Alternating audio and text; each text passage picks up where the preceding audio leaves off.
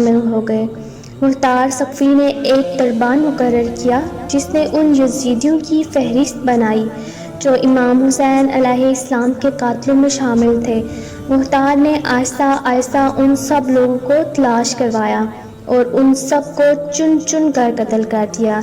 इनमें शिमर, होली बिन यजीद और उमर बिन साद शामिल थे। कहा जाता है कि जब मुख्तार इन कातिलीन को पकड़ता तो उनसे पूछता कि करबला के मैदान में तुमने इमाम हुसैन अलैहिस्सलाम पर कैसे कैसे जुल्म किए थे। वह जब सारी दास्तान सुनाते मुख्तार बहुत ज़्यादा रोता और गमज़दा हो जाता। सन 66 हिजरी में मुख्तार के सपासलार और साथी इब्राहिम ने अरह के मकाम मुसल पर इब्ने ज़ियाद से जंग करके उसे भी कत्ल कर डाला। इब्ने ज़ियाद वही शख्स था जिसने इमाम हुसैन अलैहिस्सलाम के कटे हुए सर पर छड़ियाँ मारकर बेहुरमती की। मुख्तार